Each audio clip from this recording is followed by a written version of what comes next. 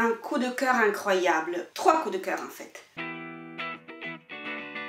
Bonjour à tous et bienvenue, je m'appelle Manuela et je suis ravie de vous retrouver dans cette vidéo dans laquelle je vais partager avec vous la première partie d'une interview que j'ai réalisée avec Anne Plantagenet. Anne Plantagenet est une écrivaine mais elle est aussi traductrice, donc voilà pourquoi j'ai organisé l'interview que j'ai enregistrée avec elle il y a quelques jours en 2 parties. Une première partie que je publie aujourd'hui dans laquelle nous avons parlé de son travail d'écrivaine et puis une deuxième partie que je vais publier prochainement dans laquelle on s'est concentré plutôt sur son travail de traductrice. Alors moi pour l'instant je n'ai lu que 3 de ses livres et je compte bien évidemment en lire d'autres parce qu'en plus elle a une production assez vaste, mais vraiment les 3 ont été des coups de cœur. J'adore son écriture, j'adore son style, j'adore les sujets qu'elle aborde et surtout vraiment j'adore la sensibilité qui est évidente dans le choix de chaque mot. Elle a une écriture d'une grande délicatesse, d'une grande élégance, une écriture très poétique, une écriture qui correspond exactement à ce que j'aime et à ce que je cherche en littérature. C'est pour ça que je vous conseille vraiment de la découvrir si vous ne la connaissez pas encore, de lire ses livres.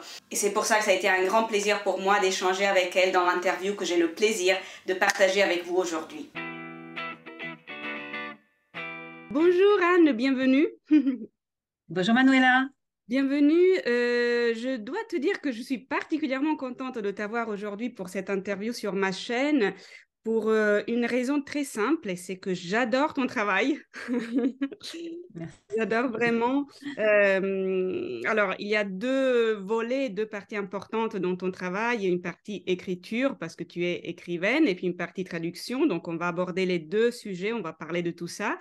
Mais pour commencer, je voudrais vraiment me concentrer sur ton travail d'écrivaine, sur l'écriture et en particulier sur 3 de tes livres qui sont les livres que j'ai lus et que j'ai tellement aimés parce que bon, c'est toujours mieux de parler de ce qu'on sait. Bien sûr, je vais continuer à lire ton œuvre, hein, mais pour l'instant, voilà, j'ai lu ces 3 livres dont on va parler aujourd'hui. 3 jours à Oran, d'origine italienne et puis Nation Pigalle. Alors, les 2 premiers, ce sont 2 livres dans lesquels tu abordes un sujet important, délicat et très intime, qui est celui des origines, du questionnement sur les racines, sur le lieu d'où on vient, sur l'histoire de la famille à laquelle on appartient. Et puis le troisième, c'est un roman qui décrit un univers complètement différent, qui n'a rien à voir avec tout ça. Donc, bon, je voudrais te poser une première question donc par rapport à ces 2 livres, 3 jours à Oran et d'origine italienne. Pourquoi et comment tu as eu envie ou besoin, peut-être à un moment donné, de t'interroger sur tes origines et puis pas seulement de t'interroger, mais d'écrire sur ça? Merci beaucoup Manuela pour cette question. En effet, ce sont 2 livres qui constituent pour moi en tout cas un diptyque familial, un diptyque des racines, des origines, même si bien entendu on peut lire l'un ou l'autre, on n'est pas obligé de lire les 2. Mais ils participent en tout cas chez moi de la même démarche, je pense, en tout cas de la même nécessité. Ils viennent de la même nécessité qui a été à un moment donné, alors que j'avais déjà publié plusieurs livres, dont le roman dont tu viens de parler, Nation Pigalle, hein, qui les précède. J'avais publié plusieurs livres du genre fiction, du genre de la fiction, qui étaient tous alors des nouvelles ou des romans, mais on était toujours dans le domaine de la fiction. Et même si le thème des racines et des origines était présent dans certains de ces livres, romans ou nouvelles, je ne m'y étais jamais attaquée de front, vraiment.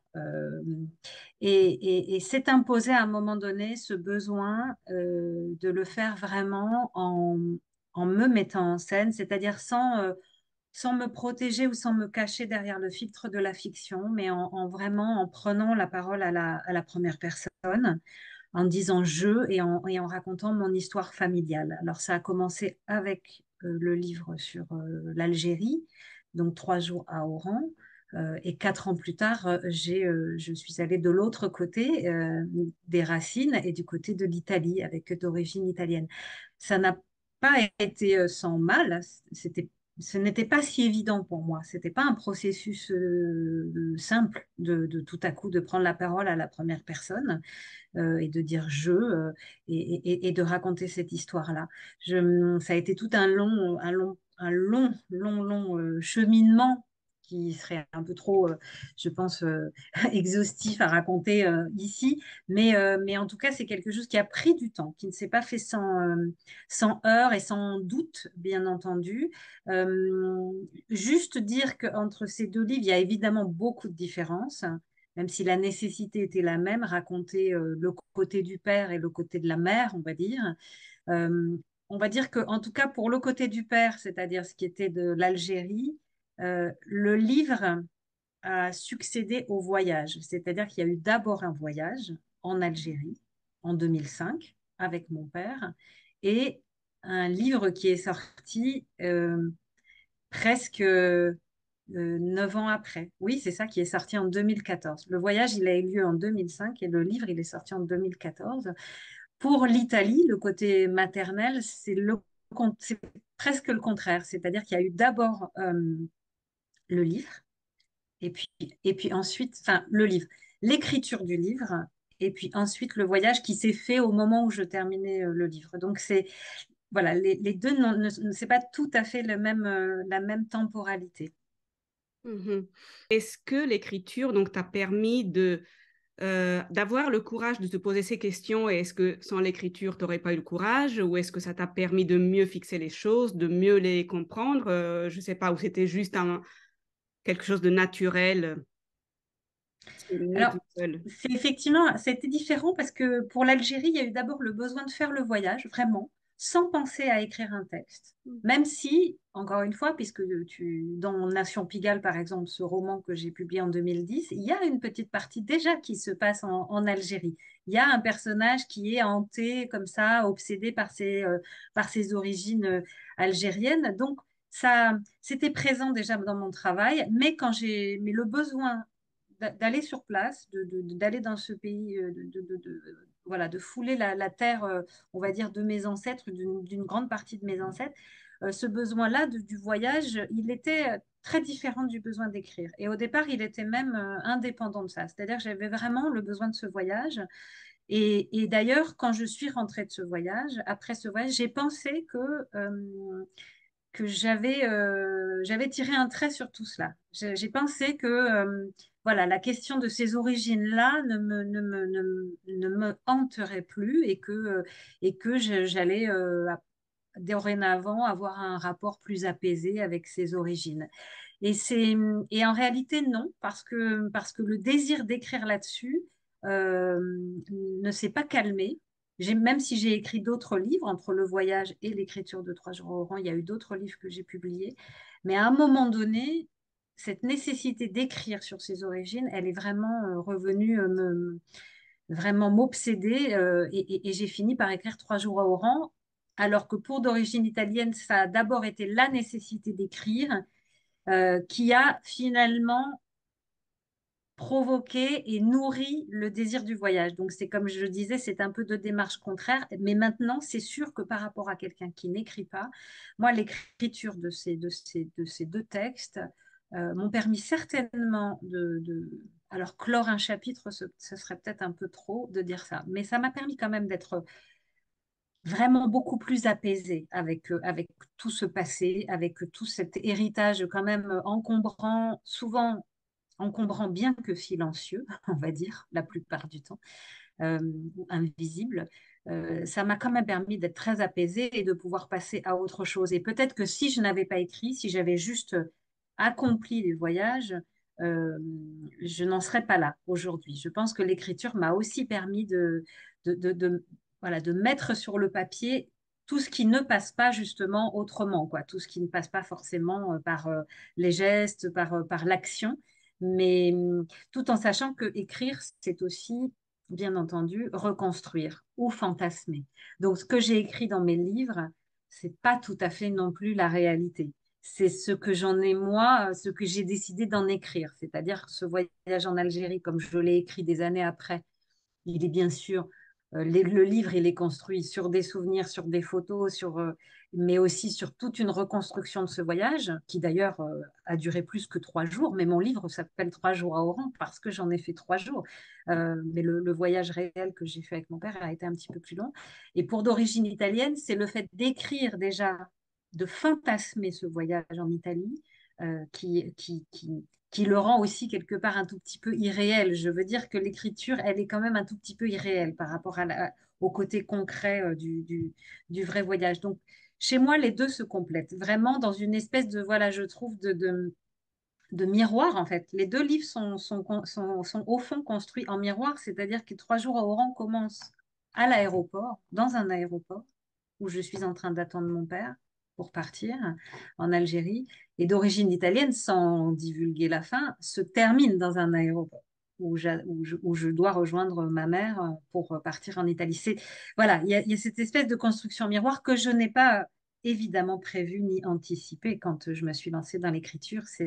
Ça fait partie du miracle aussi de l'écriture, c'est que quand j'ai terminé d'origine italienne, je me suis rendu compte que ça se terminait à l'endroit où commençait 3 jours à Oran. Et qu'au fond, finalement, il y a une espèce de boucle qui n'en finit pas d'écho entre les deux histoires. C'est beau. Tu as utilisé 2 fois, je crois, le mot apaiser. Pourquoi, avant cette recherche et avant cette écriture, tu n'étais pas apaisé, tu n'étais pas en paix par rapport à tes origines? Oui, oui, c'est très juste. C'est une bonne remarque. Euh, alors, non, je ne l'étais pas parce que, comme je disais, c'était un héritage qui était plus ou moins assumé dans la famille. C'est-à-dire que ce sont alors deux histoires très différentes, hein, bien sûr. L'histoire de l'exil pied noir d'Algérie et l'histoire des Italiens. C'est pas la même époque, bien sûr. Ma famille qui est venue d'Algérie est arrivée en France donc au tout début des années 60. Ma famille qui vient d'Italie, elle est arrivée dans les années 20 d'Italie. C'est pas du tout le même exil. Mais c'est une histoire d'exil dans les deux cas quand même. Et l'exil, c'est une douleur intérieure. C'est une douleur intérieure qu'on transmet, je pense, de génération en génération si on n'arrive pas à mettre les mots dessus. Et dans mes deux familles, c'était le rapport à la terre des origines était exactement l'inverse. C'est-à-dire que dans ma famille italienne, on n'en parlait jamais. On ne parlait pas de l'Italie, on ne parlait pas italien. On avait tout fait pour oublier, pour faire en tout cas, comme si on oubliait tout à fait l'endroit d'où on venait. La famille qui venait d'Algérie, c'était le contraire. On en parlait tout le temps, on revendiquait sans arrêt qu'on venait de cet endroit-là, et c'était une famille au contraire très bruyante, très festive dans sa manière de manifester cela. Et ce qui fait que chez moi, les origines, certaines ont dominé les autres. Voilà, les origines algériennes, pieds noirs, ont totalement écrasé même les origines italiennes et l'ont emporté là-dessus. Après, pour moi, le chemin a été compliqué parce qu'il y a eu une sorte d'abord de fierté d'avoir ces origines-là, et puis ensuite presque de honte au moment où à l'école, je découvre l'histoire des colonies, de la guerre d'Algérie, etc. Donc je ne comprends pas. Je comprends pas ce que m'a raconté ma famille, pourquoi ça correspond pas, les récits correspondent pas. Et j'ai besoin de faire mon propre chemin. J'ai besoin de me réapproprier cet héritage parce qu'à la fois, on me le donne sans que je le demande, on me l'impose, et à la fois, à chaque fois que je veux aborder la question, on me dit, mais toi, tu ne sais pas, tu n'es pas né là-bas, donc tu peux pas en parler. Et c'est bien pour ça que j'écris. Moi, je crois que j'écris, j'ai toujours voulu écrire. J'écris pour mettre des mots là où un jour on m'a dit que je ne pouvais pas les mettre, moi, que je n'avais pas le droit. Et donc je le fais. Ça, c'est pour un côté. Et pour le côté italien, c'est peut-être là aussi pour mettre des mots où, au contraire, il y avait un grand silence. Une espèce de silence, mais assourdissant, si je puis dire. Donc, voilà, tout ça n'était. Alors, tout ça a fait que pour moi, ça a été toujours une relation complexe que j'ai entretenue avec ses origines. Et c'est pour ça que j'utilise le mot un peu d'apaisement pour dire que il était nécessaire d'aller sur place. Je savais qu'il fallait que j'aille sur place aussi pour me confronter à cela et pour effectivement essayer, moi, de trouver mon propre chemin et ma propre paix. Je crois vraiment que je l'ai trouvé parce que je suis vraiment aujourd'hui très, très bien par rapport à ces questions-là. Alors que, on va dire qu'il y a 15 ans, 20 ans, voilà, c'était plus compliqué pour moi de parler de ces origines-là et je ne savais pas très bien où me situer. Tu as déjà répondu à une question que je voulais te poser, qui était la plus belle question de mon interview, je pense.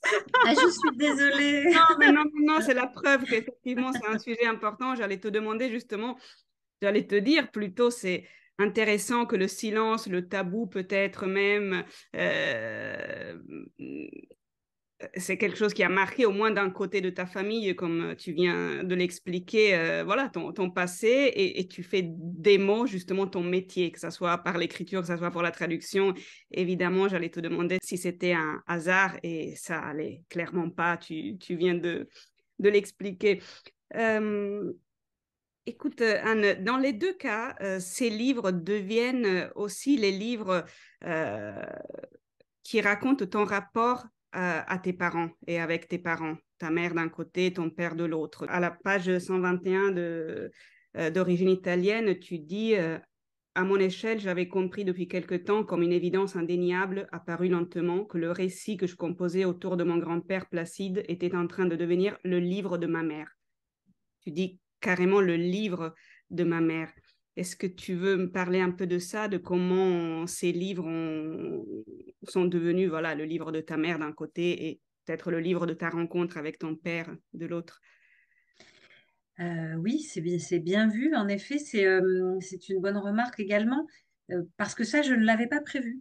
C'est vrai. Quand j'ai commencé à écrire Trois jours à Oran, j'ai commencé. Alors, la construction de ce livre, qui aujourd'hui, quand on le lit, paraît extrêmement fluide et simple, ça m'a demandé un travail fou. Ça a été très compliqué. Il y a eu plusieurs versions de Trois jours à Oran. J'avais beaucoup de mal à assumer de prendre la parole à la première personne. C'était la première fois que je le faisais, comme je te disais tout à l'heure. Voilà, je me sentais pas forcément légitime. Il a fallu que l'éditeur qui était mon éditeur à ce moment-là, à qui je dois tant, il a fallu qu'il me dise, mais tu as le droit. Tu as le droit de prendre la parole et je voudrais que tu te mettes même devant la caméra et pas seulement derrière. Et, et c'est vrai que c'est lui qui m'a donné presque l'autorisation, qui m'a dit que j'étais légitime, que je pouvais le faire. Parce que au départ, quand j'ai eu quand j'ai éprouvé le besoin de raconter ce voyage, c'est vrai que je mettais énormément mon père en avant. Je racontais l'histoire de mes grands-parents aussi, puisque c'est un livre qui raconte aussi, au fond, l'histoire de mon père, mais l'histoire aussi de mes grands-parents et même un peu de mes arrière-grands-parents. Disons qu'il y a une, voilà, il y a plusieurs chronologies hein, qui se rencontrent dans ce livre. Mais au départ, je ne me mettais pas tellement dans le livre. Et mon éditeur m'a dit, mais tu y étais, toi, tu y étais à ce voyage et tu n'as pas fait ce voyage à n'importe quel moment de ta vie. Tu l'as fait à un moment donné, sans doute, sans doute, qui pour toi était un moment où tu étais toi-même entre deux rives. Et donc, tu as eu besoin de passer de l'autre côté pour retrouver un petit peu d'où tu venais. Et, et donc, mets-toi toi aussi dans le livre. Je veux te voir également dans le livre. Et c'est là que voilà, j'ai osé raconter aussi ce que je vivais à ce moment-là, pourquoi j'ai fait ce voyage en Algérie à ce moment-là. Et donc, voilà, cette idée voilà, qui a fait son chemin était quand même de raconter ce voyage en Algérie que nous avons fait, mon père et moi, en 2005, et de raconter toute l'histoire de ses racines algériennes. Mais petit à petit, en effet, ce livre est devenu peu à peu le livre de mon père, parce que c'est lui le personnage qui, voilà, qui lui, contrairement à ma grand-mère, ne parlait pas beaucoup d'Algérie, était plutôt taiseux, on va dire, et c'est lui que j'ai emmené là-bas, que j'ai presque un peu forcé, on va dire, à faire le voyage avec moi. Et c'est lui qui, là-bas, quand on arrive à Oran, tout à coup prend les choses en main et devient un autre homme et devient un homme qui se met à parler et à me raconter son histoire euh, comme il ne l'avait jamais fait avant. Donc le livre, peu à peu, devient le livre de mon père. Et c'est vrai que je, je ne l'ai pas voulu, mais on me l'a beaucoup dit. C'est vrai que ce livre, je crois, euh, est un assez beau portrait de père, quoi. C'est le beau portrait d'un père qui n'a pas su, n'a pas voulu, n'a pas pu pendant longtemps dire les choses et qui, une fois sur place, a un petit peu forcé à revenir sur le lieu de sa naissance, qu'il a quitté quand il avait 16 ans, devient tout à coup, retrouve les noms des rues, retrouve, voilà, comme s'il était parti la veille et non pas 40 ans avant, et se met à devenir quelqu'un d'autre. Et donc, ce personnage devient de plus en plus, prend de plus en plus d'importance et en effet, tu l'as dit, le livre raconte aussi la relation très pudique entre un père et une fille qui n'ont jamais vraiment osé se parler. Donc, le livre est devenu aussi le livre de mon père. Et quant à ma mère, pour d'origine italienne, c'est pareil, je n'avais pas du tout prévu ça. C'est-à-dire qu'au départ, je voulais raconter plutôt l'histoire de mon grand-père italien, qui lui était vraiment était italien, donc Placide, qui était né donc en Frioul et qui a qui est arrivé en France à l'âge de 12 ans. C'était ce grand-père que j'ai connu, mais pas.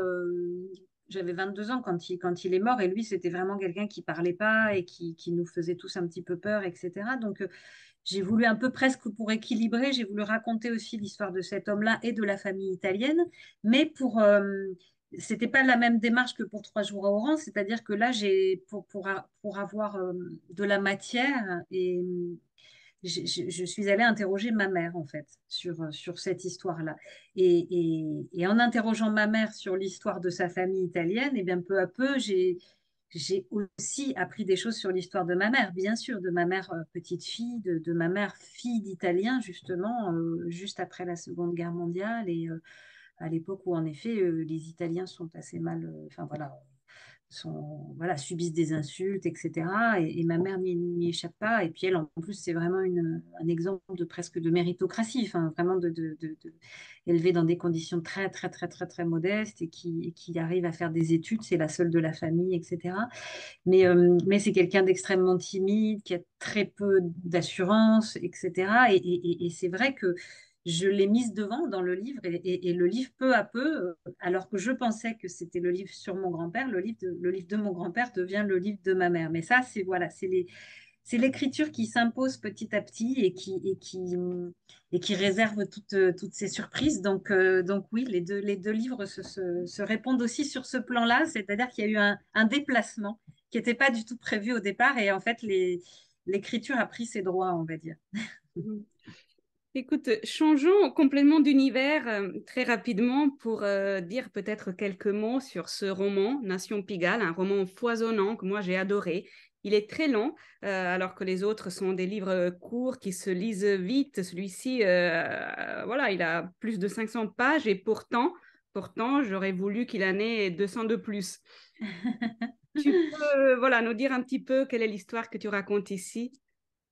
Oui, alors Nation Pigalle, c'est un livre qui commence à dater un petit peu, hein, parce que je crois qu'il a été publié en 2010, me semble-t-il. Alors, comme tu dis, c'est un roman choral, Mm. hein, c'est-à-dire qu'il y a plusieurs personnages, il n'y a pas un personnage principal, il y a plusieurs personnages et c'est l'histoire de voilà, de plusieurs personnages qui se croisent dans le 9e arrondissement de Paris, dans le quartier de Pigalle, où j'ai longtemps vécu, où j'ai vécu plus de 20 ans et que j'ai quitté il y a quelques mois. Donc, c'est tout récent pour moi, mais j'ai été une habitante de Pigalle pendant 20 ans. J'ai vu évoluer ce quartier et il y avait, je trouvais, il y avait des gens tellement disparates dans ce quartier. Euh, que ça pouvait constituer une sorte de nation, tu vois, au sens du peuple de Pigalle, des gens assez bariolés, assez différents. Et j'ai voulu, à un moment donné, j'ai imaginé, voilà, suite à un fait divers particulier, c'est-à-dire un incendie, comment un incendie va faire se croiser les vies de plusieurs personnes qui ne se seraient pas forcément croisées à ce moment-là. Mais c'est toujours le cas dans les grandes villes, on ne se croise pas, on ne connaît même pas son voisin. Mais là, voilà, l'incendie fait que plusieurs destins vont être obligés de se croiser. Et voilà, ce livre est né de cette envie-là, et c'était au moment aussi où en France, on parlait beaucoup même d'immigration, et il y avait même un ministère de l'immigration, de l'identité nationale, pardon. Il y avait cette question de l'identité nationale. Et comme chez moi, le thème de l'identité, de l'exil, n'est jamais très loin, et est assez même obsessionnel, on va dire, j'ai eu envie aussi de traiter cette question-là. C'est-à-dire, ce livre, il se voulait une espèce de photographie à un instant précis de ce qui se passait en France, dans un quartier bobo, hein, faut le dire, de Paris, et comment se croisaient tous ces gens qui tous ont quand même des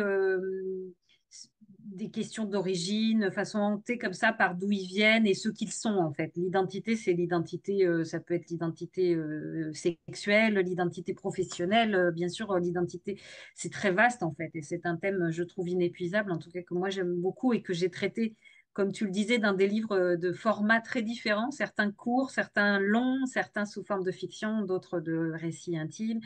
J'ai écrit des biographies, j'ai écrit des nouvelles, des romans, mais tous, au fond, il y a quand même cette question de l'identité qui est très importante. Et Nation Pigalle, je pense que c'était vraiment, c'était ce thème-là qui me hantait en particulier. Après, j'étais à ce moment-là dans une grande énergie romanesque, donc j'avais envie de faire vivre comme ça des personnages qui s'inspirent un peu quand même aussi voilà, qui s'inspiraient de choses vues ou entendues, ou puisées dans ma propre vie, bien entendu.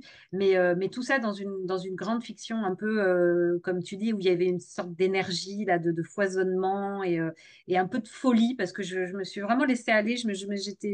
Quand j'ai écrit ce livre, j'étais très en confiance et j'étais bien avec tous ces personnages. Donc, j'ai beaucoup aimé. J'ai un souvenir d'avoir pris beaucoup de plaisir à écrire ce livre. Et on prend beaucoup de plaisir à le lire. Je te remercie beaucoup, Anne, pour ce premier chapitre de notre interview dans lequel on a parlé voilà, de ton écriture et surtout de toi, de tes livres. Et on se retrouve très vite avec une deuxième partie pour parler de ton travail de traductrice.